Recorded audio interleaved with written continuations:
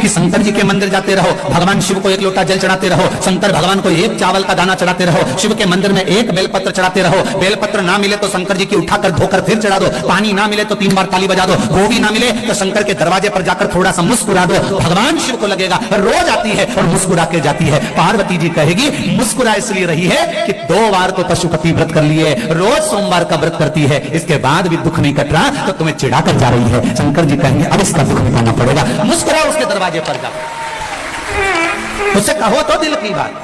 इस शरीर को लोग कहते हैं आपके गुरुजी ने कहा कि भगवान से कुछ नहीं मांगना चाहिए, पर हमारी तो शिव महापुराण की कथा कहती है जो कुछ भी मांगना संसार से मत मांगना, उस उभरताने से मांगना, जो दुनिया को देता है वो तुम्हें दे। आपके गुरुजी ने कहा भगवान से कुछ मत मांगो, पर हमारी शिव पुराण तो कहती है कि किसी से मत मांगो पर उससे मांगो, वो तुम्हारा बाप है, जगत का बाप, जगत का पिता, देव अधिदेव महादेव है, उसके पास चले जाओ दिल से।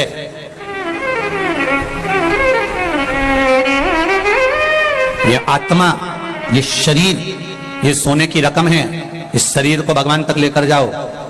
दुख जब आता है तभी रकम दुकान पर जाती है, तो ये शरीर भी जब ही जाना चाहिए परमात्मा के द्वार। अब बहुत गंदा हो गया, बहुत तकलीफ में हूं, कहां जाऊं? सारी दुनिया में भटक कर देख लिया मैंने, कोई कहता है ये करो, कोई कहता है वो करो, कोई कहता है ये करो, कोई कहता है वो करो। जब देखो, जब यूट्यूब खोलो, फेसबुक खोलो, तो कहीं ना कहीं का महाराज मिल जाएगा बताता हुआ ये कर लो वो कर लो। अब कहीं नहीं जाऊंगी, अगर जाऊंगी तो एक लोटा जल लेकर शंकर के पास जाऊंगी, क्योंकि इस जल चढ़ाने में ना ढोंग है, ना प्रपंच है, ना छल है, ना बेईमानी है, ना किसी का मन दुख है, ना अपना मन दुख है। अपन शिव के भरोसे बस उसके सहारे पर एक लोटा जल चढ़ा कर आऊंगी और उससे कहकर आऊंगी कि मैं तेरे भरोसे पर, तेरे भरोसे।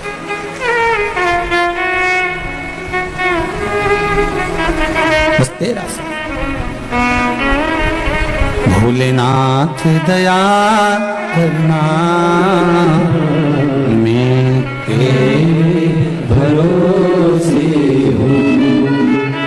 उसके भरोसे पर रहो, उसके सहारे पर रहो, उसके आनंद में रहो, मत भटको यहां वहां। सारी दुनिया में भटक कर देख लेना, अंत में कुछ नहीं मिलने वाला। लोग तुम्हारा धन रख लेंगे, 5,000 यहां जमा कर दो, 2,000 वहां जमा कर दो, 3,000 यहां जमा कर दो, फिर ये 4 गेहूं का दाना उठा के ले जाओ, ने 5 ये ले जाओ, ने वो ले जाओ, कुछ नहीं निकलेगा इसका सार। अंत समय में फिर आना ही पड़ेगा शिव के द्वार। अंत बिंदु वही है, उसके सिवाय कुछ नहीं है। और जीते भी शिव के बन जाओ तो मरने के बाद भी शिव के ही होना है। अंत समय के बाद में, प्राण छूटने के बाद सब आग लगा के चले जाएंगे। भगवान विष्णु वैकुंठ में रहेंगे, ब्रह्मा ब्रह्म लोक में रहेंगे, इंद्र इंद्र लोक में रहेंगे, सारे देवता अपनी अपनी जगह पर रहेंगे। पर शमशान में जब आग लगा के जाएंगे तब कोई नहीं रहेगा, तब वो ही रहेगा, एक देव अधिदेव महादेव रहेगा। तुम हड्डियां अग्नि के कारण चटर चटर कर रही होगी तो महादेव पूछेंगे क्यों री कमला, तेरी हड्डी तो बहुत टूट रही रहे। कमला के नहीं गई ना शंकर के मंदिर, इसलिए अब चटर चटर करके टूट रही। महादेव ये जाति ना तो नहीं टूटती है, निश्चित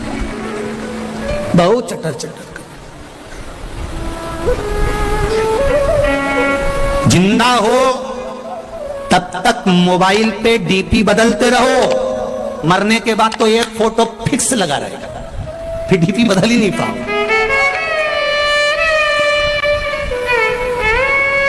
मरने के बाद डीपी बदल रही है क्या?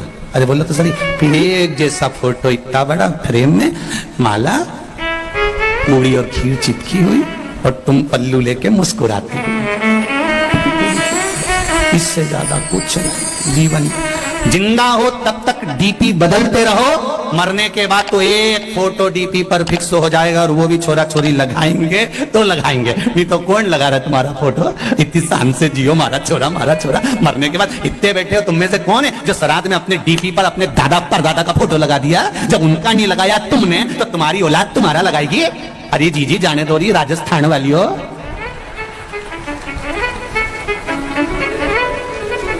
कोई नहीं याद करे, फालतू की बात। जब चले जाओ तो लोग बूंदी और सेव चढ़े खूब खाए, पर कोई नहीं याद करे। कौन याद करेगा? जिंदगी है, अलमस्त होकर जियो, रोके नहीं, खुश होकर जियो। इतनी प्रसन्नता का जीवन जीना कि दुख है और बहुत चेहरे पर स्माइल है, तो लोग भी, परिवार वाले भी कहेंगे कितनी दुखी थी, कितना कर्जा है, कितनी तकलीफ में है, तो भी कितनी मुस्कुरा रही है। पूरे परिवार वालों को तुम्हें देख के टेंशन हो जाएगा कि इतना दुख होने के बाद ये हंस क्यों रही है। उनकी रोटी नहीं भाएगी, उनको आधा खा के छोड़ देंगे कि ये मुस्कुरा क्यों रही है। कारण क्या है इसके मुस्कुराने का? इतना दुख होने के बाद, इतना कर्जा होने के बाद, इतनी तकलीफ होने के बाद, शरीर में इतना कष्ट होने के बाद भी जब देखो जब खजूर वाली चोटी करके तो जोरदार दिखे तो भगवान कहते मुस्कुराते रहो, चेहरे पर प्रसन्नता होना चाहिए। आग लगे बस्ती में, आवाज नहीं है यजराम की, बोलो आग लगे बस्ती में और अपन रहो मस्ती में। क्या किसको रोइए, चादर तान के सोइए। अपने को क्या करना कि कौन क्या कह रहा है, कौन क्या बोल रहा है, वो बोले तो बोलने दो, आड़ा टेढ़ा बोले तो बोलने दो। हम तो बहुओं से भी कहते हैं तुम्हारी सास कुछ भी बोले वो बोलती रहे, बोलने दो, तुम तो भजन गाओ ना, तुम तो भजन, वो गाली दे तुम श्री शिवाय, बस सास को ऐसी देख के 2-4 बार बोल दो श्री शिवाय। सास भी बोलेगी कुछ जादू कर रही है क्या, बस इतना तो वो बोले कि जादू कर रही है ना, पता नहीं, मुझे तो नहीं मालूम, पर इस मंत्र में जादू हो सकता है। तभी तो महाराज व्यासपीठ से बोले और लोग लाखों की संख्या में मोबाइल और फेसबुक पर सुनते रहे। इस मंत्र में कुछ तो होगा, ये निश्चित है। जपो श्री शिवाय नमस्तुभ्यम, ये जिह्वा से जितनी बार निकलता है। शिव महापुराण में अभी कुछ समय पहले, 1-2 महीने पहले इंदौर में कथा थी, लोगों ने बहुत ऑब्जेक्शन लिया, ये श्री शिवाय नमस्तुभ्यम कहां से आया, ये कोई मंत्र है क्या, ये कोई साधना है क्या, लोगों ने खूब ऑब्जेक्शन लिया। उसके बाद में लोगों ने जब शिव पुराण में देखा, शिव पुराण में जब देखना चालू करा तो शिव पुराण में लिखा था वित्तेश्वर संहिता में कि इस मंत्र को बोलने वाले का केवल मुख का दर्शन कर लो तो काम हो जाता है, उसमें लिखा है। जब लोगों ने इस मंत्र का ऑब्जेक्शन लिया कि ये मंत्र क्यों, श्री शिवाय नमस्तुभ्यम कहां लिखा, इस मंत्र का क्या प्रयोग होता है, इसको क्यों जपा जाए, जब लोगों ने इसको जब जनमानस में भेज दिया कि ये तो सियोर वाला महाराज ने बनाया मंत्र, ये तो फालतू का है, ये तो होना ही नहीं चाहिए, ये तो ऐसा नहीं होना, तब लोगों ने फिर पुराण में ढूंढा कि आखिर लिखा कहां है। तब इनने ढूंढा तो उसमें लिखा हुआ आ गया कि इस मंत्र का जप करने वाला व्यक्ति इसको केवल मुंह से बोल भी ले और उसका चेहरा भी देख लो तो ही मनुष्य का सब कार्य सफल हो जाता है। तो फिर बोलने में अपना क्या जाता है, प्रेम से बोलो श्री शिवाय नमस्तु।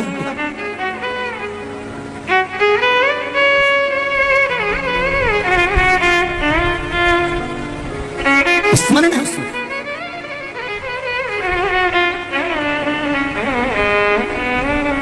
लोगों का काम है भरमाना, लोगों का काम है भटकाना, पर शिव महापुराण कहती है आपको भटकना नहीं, आपको शरणागति लेना।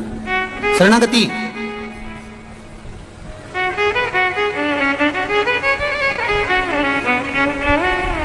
विभीषण लंका में रहते थे, कैकेयी अयोध्या में रहती थी। कैकेयी अयोध्या में रहने के बाद भी नहीं सुधरी और विभीषण लंका में रहने के बाद भी नहीं बिगड़े। कारण भीतर का जो संस्कार होता है ना, इसको कोई मिटा नहीं सकता। विभीषण के भीतर ऐसा संस्कार था कि विभीषण उससे डोला नहीं, और कैकेयी के भीतर जिदपन था तो उसको कोई टोला कोई नहीं। आज हिंदू सनातन धर्म के जितने त्योहार आते हैं, हिंदू सनातन धर्म की होली आई तो लोगों ने कहा पानी बचाओ, रंग मत लगाओ। दिवाली आई बम फटाके मत फोड़ो, प्रदूषण आएगा। नवरात्रे आए गरबा मत खेलो, ये हो जाएगा वो हो जाएगा। जितने सनातन धर्म के त्योहार आते हैं उसमें कहीं ना कहीं हम उसको रोकने का प्रयास करते हैं, बल्कि प्रयास अपने मन के कंट्रोल पर होना चाहिए। जब विभीषण लंका में नहीं बिगड़ सकता, कैकेयी अवध में नहीं सुधर सकती, हमारा मन का कंट्रोल होना चाहिए। हम जाएं गरबा खेलने, हम जाएं होली खेलने, हम जाएं दीपावली मनाने के लिए। सनातन धर्म के त्योहार आए उसको उत्साह से मनाना चाहिए, उसको उमंगता से मनाना चाहिए,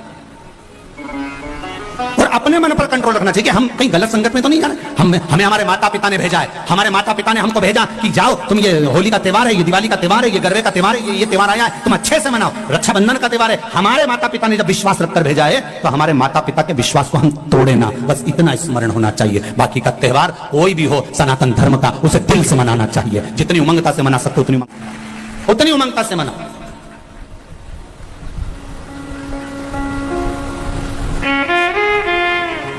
प्रसन्न चित्तता में मनाइए, अपने जीवन को आनंद में जियो।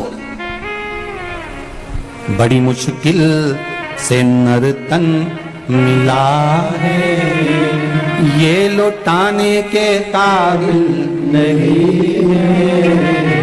महाराज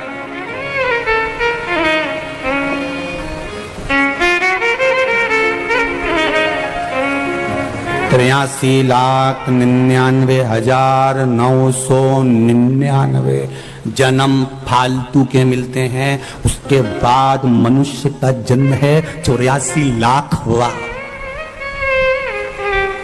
कितने जन्म निकल गए इससे पहले बोलो जरा?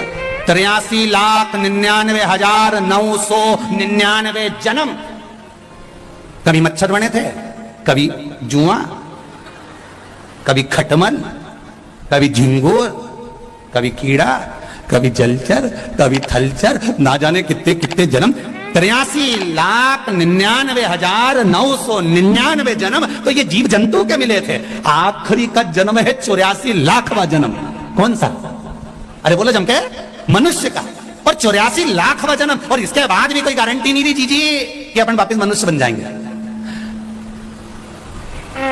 वापिस मनुष्य बने ये कोई भरोसा नहीं। अगर दूसरे का पैसा खाकर मर गए तो अगला जन्म भैंस का मिलेगा, और भैंस का जन्म मिलेगा, और जिसका पैसा खाकर मरे उसी के घर में दूध देना पड़ेगा, और वो नोच नोच के निकालेंगे। नोच खूब रोगी तुम भी कि हमने कौन सा पाप किया था जो इस सेठ जी के यहाँ सारा दूध देना पड़ रहा है। तो दूसरी भैंस समझाएगी तुम्हारे मोहल्ले की पड़ोसन, अरे अपन इसका खा के मर गए थे इसलिए निचोड़ निचोड़ के दे दो जब तक कर्जा पूरा नहीं हो जाए। खूब झूठ बोलेंगे, अब शब्द बोलेंगे तो अगला जन्म मेंढक का मिलेगा। जितना अनसन बोलेंगे तो हम तुमको मेंढक बन जाएंगे, तुम मेंढकी बन जाओगे।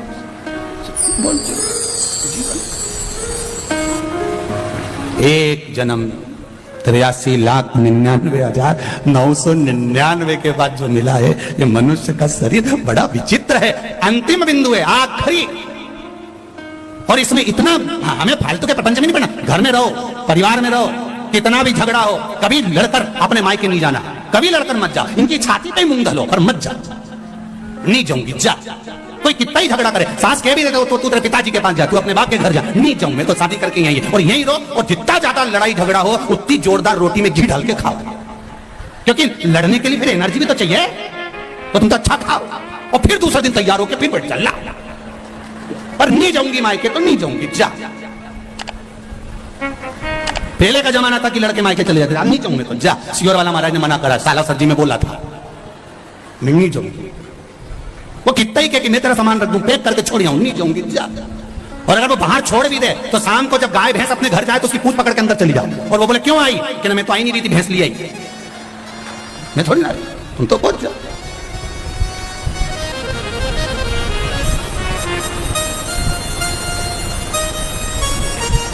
रहो प्रेमवश रहो। नियम ले लेना कि अब अपना 83,99,999 जन्म के बाद ये मनुष्य की देह मिली है, रोकर नहीं निकालूंगी, खुश होकर निकालूंगी। बीमारी आई है, रोग आया है, तकलीफ आई है, थोड़ा कर्जा हो गया है, टेंशन आ गया है, कोई बात नहीं। हर बात में एक बात को याद रखना कि मेरा देव अधिदेव महादेव मेरे साथ है, सब चिंता वो मिटा देगा। मेरा बालाजी सरकार बैठा है, सब टेंशन मिटा। क्यों सोच किसके लिए? महाराज, मान सम्मान दुनिया देती है, अपमान मेरा देव देता है। इसलिए देता है कि वो अपनी ओर उसको मोड़ लेता है। थोड़ा थोड़ा कोई कभी आड़ा टेढ़ा बोल दे तो गुस्सा नहीं होना, बहुत सोचना कि भगवान ने अपनी ओर खींचा।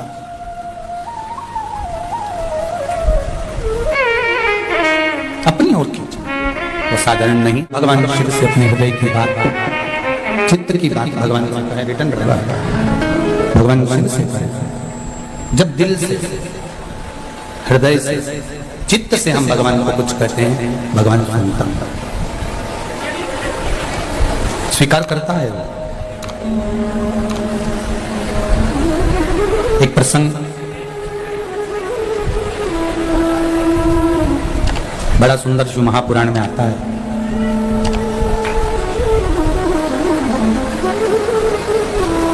कि माता अंजना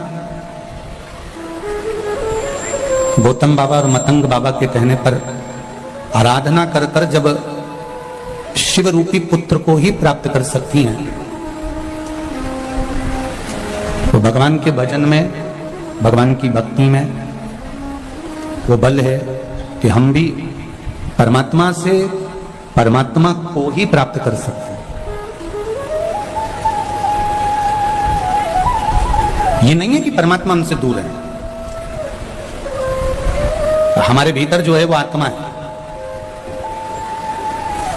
विश्वास के बल पर हम जिसको प्रकट कर लें वो परमात्मा।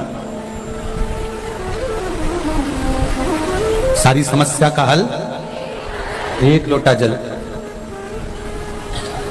बस जैसे पार्वती मैया ने भगवान शंकर से एक प्रश्न किया कि शिवजी, हे ओघड़दानी, हे बागंबर धारण करने वाले, मुझे आपसे केवल एक प्रश्न करना है कि मृत्यु लोक में भजन करने का कोई एक निश्चित समय रखना चाहिए या नहीं? कई लोग कहते हैं हम सवेरे 9 बजे पूजन करने बैठते हैं। हमारा नियम है 9 बजे से 10 बजे तक मैं पूजन करती हूँ। मैं 8:30 बजे शिव जी के मंदिर जाती हूँ। मैं इतनी बजे भगवान के मंदिर पहुंचती हूँ। मैं इतनी बजे भगवान का ये कार्य करती हूँ। समय से नहीं है।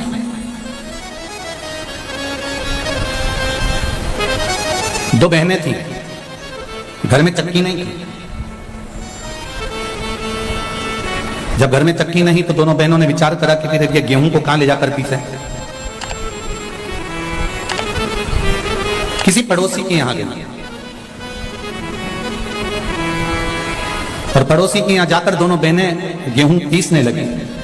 एक बहन उसमें से गेहूं का दाना उठाती है, खाती है, पीसती रहती है। दूसरी देख रही है, पहली उठाती जाए, खाती जाए, पीसती जाए। किसी किसी की आदत रहती है कि वो गेहूं या बाजरा या जौ कुछ भी पीसते पीसते मुंह में का दाना पटक लेती है, खाती जाए। अब एक बहन तो मुंह में डालती जाए, खाती जाए, पीसती जाए। दूसरी मना कर रही है, क्यों पागल जैसे काम कर रही है। जब आटा पिस जाएगा, गेहूं का आटा हो जाएगा, तब घर पर चल के रोटी बना के खाएंगे। अभी तो मुंह में डाल रही है, अच्छी बात सुने ना। क्या कर रही है ये? बार बार बार बार बार बार बार एक एक गाने को उठाकर मुंह में डालती जा रही है। समझा है?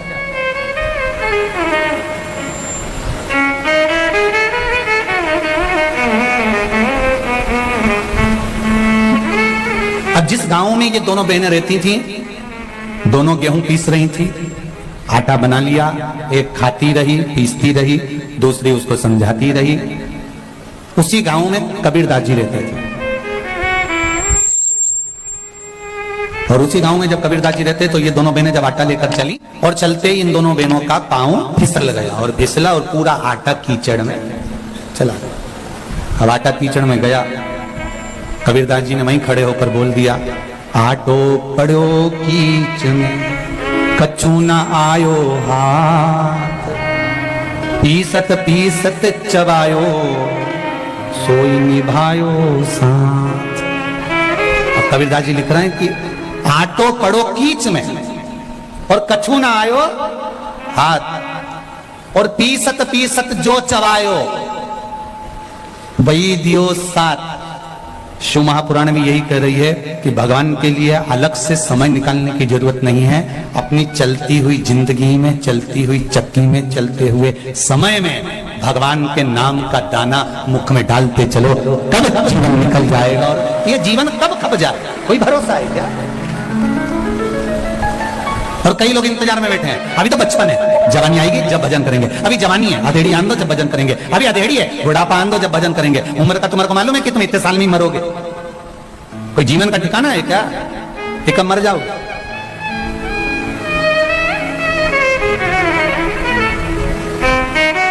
काल करे सो आज कर, आज करे सो अब, पल में प्रलय हो जाएगा, हरि जपेगा तब। ये जीवन का कोई भरोसा नहीं, कोई ठिकाना नहीं, कब क्या हो जाए। हाँ, अगर तुम्हारा विश्वास पक्का है, तुम्हारी भरोसा कड़ी है, तुम भरोसे के बल पर जी रहे हो, तो ये निश्चित है कि शिव तुम्हें साथ। एक पत्र आया है, देख, पत्र बहुत सारे।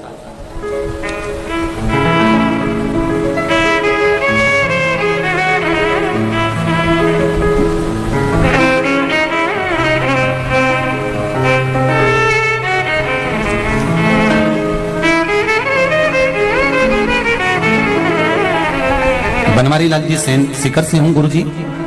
आपके बताए अनुसार सावन की शिवरात्रि, कहीं बैठे हैं बनवारी लाल जी सेन, कहीं बैठे हो तो हाथ हिलाइएगा, जहां कहीं भी बैठे हो हाथ हिलाइएगा।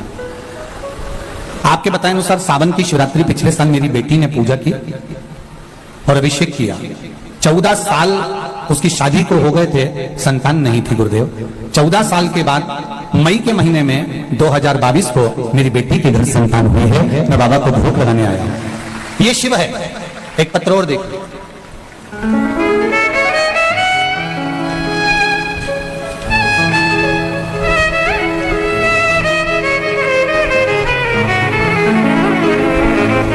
सुनीता सेनी,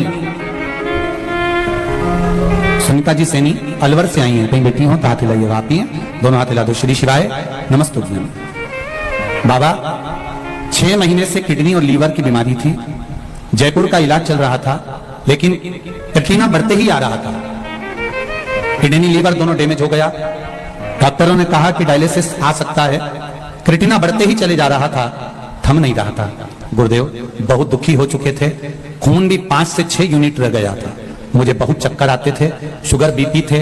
मुझे मेरी मम्मी और मेरे पड़ोसन ने, आंटी ने बताया कि भोले बाबा पर जल चढ़ाना, शिव महापुराण की कथा टीवी पर आती है, दिल से सुनना।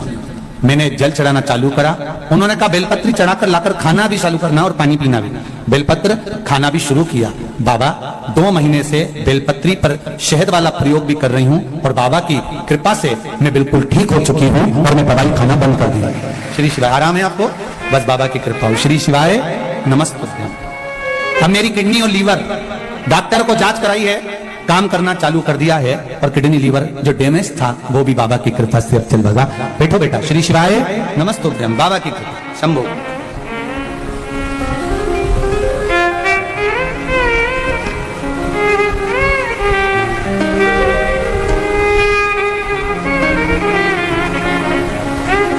दीपिका शर्मा रतनगढ़ चुरू से हैं, कहीं बैठी हो तो हाथ हिलाएंगे। आप ही हैं, दोनों हाथ हिला देगा।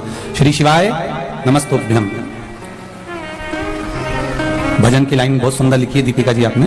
भोले बाबा दया करना, मैं तेरे भरोसे हूं। मैं बाबा की उदारता का क्या बखान करूं गुरुदेव। बाबा मेरे बेटे गौरव महर्षि ने बैंक की नौकरी के लिए खूब प्रयत्न किया, जितनी बार एग्जाम देता नहीं निकल पाता। बहुत समय हो गया गुरुदेव, एग्जाम दे देकर थक गया। आखिरी में लगने लगा कि अब नहीं लगेगी। जो लोग पैसा दे हो सकता है उनका लगता हो, पर बाबा एक बार शिव महापुराण की कथा श्रवण करी। बाबा ने आपकी कथा के माध्यम से पशुपति व्रत किया और शंकर भगवान की ऐसी कृपा हुई कि मेरे बेटे को जब अगली बार एग्जाम देने के लिए गया तो आरबीआई बैंक में मैनेजर की पोस्ट प्राप्त हो गई। शिव जी को भोग लगाने आई हूँ प्रणाम करने के लिए। बहुत बहुत बधाई बहन आपको। श्री शिवाय नमस्तोभ्यम।